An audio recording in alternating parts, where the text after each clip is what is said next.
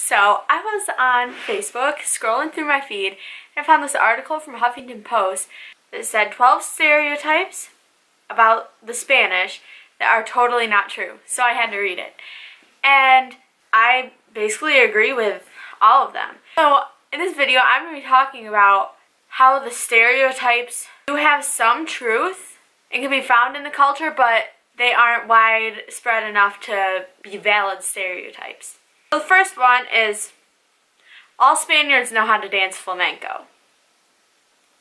While dancing is a prominent part of the culture and a lot of Spaniards do like to dance, that doesn't always mean it's flamenco. And flamenco is more of a traditional cultural dance that is slowly going out of style and not part of a Spaniard's everyday life. The second one is that bullfighting is universally loved.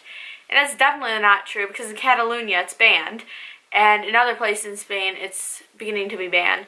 So bullfighting is not loved by everyone, obviously, if they're trying to ban it, and honestly not many people like to go to bullfights anymore.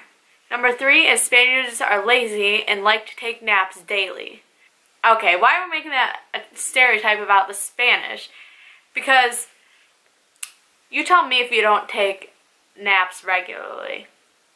So Spaniards are notorious for their siestas, and while some Spaniards do literally take a nap every afternoon after lunch, it's not really a nap time for most people. I only know one person who actually took a nap religiously after eating lunch literally every day.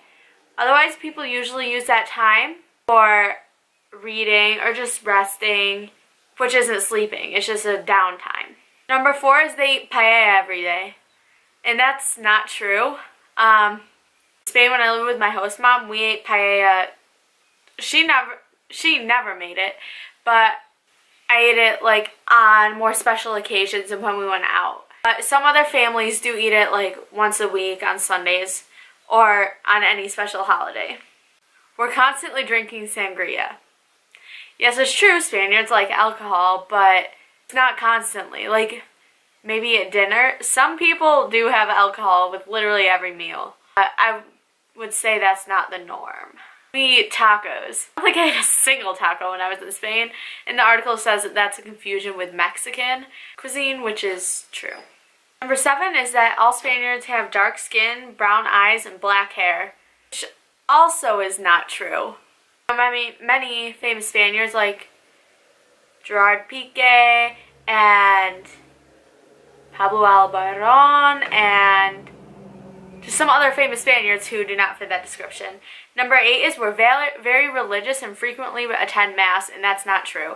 Even though Spain is technically a Spanish country, most of the people don't even practice their Catholicism and say they're Catholic, but don't even go on big holidays like Christmas. Number 9, we only live in Madrid and Barcelona. That's just funny because that's like people thinking that New York City is what the US is and there's nothing more. So that one's a little outrageous to me because if you look at a map, there's a lot more area on the map of Spain than those two cities. We spend all our time partying is number 10, and I would say this is a little more true because so many holidays in Spain that people have off of work from, and they always use that time to party. Bars, dancing, clubs, other festivals in the streets, and any other type of festivity that you could imagine. There's so many holidays that they do all this for. Like when I was in Valencia, basically the whole month of March because of Fallas and then Easter. And the picture on the article is from the Tomatina, and that's another like big party event in Spain.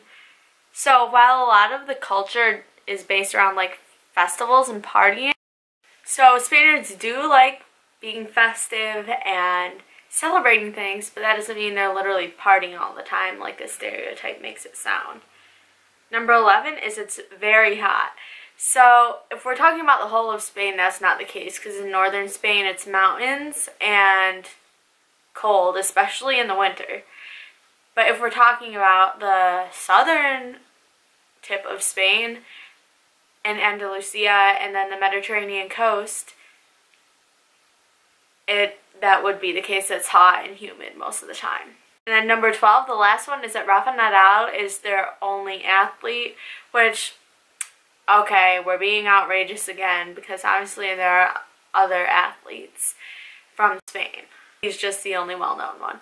So, a tip to you, if you want to study abroad in Spain, look for all these things in the culture and take advantage of them, but don't overgeneralize these stereotypes. And if you have any questions, feel free to contact me about opportunities of studying abroad.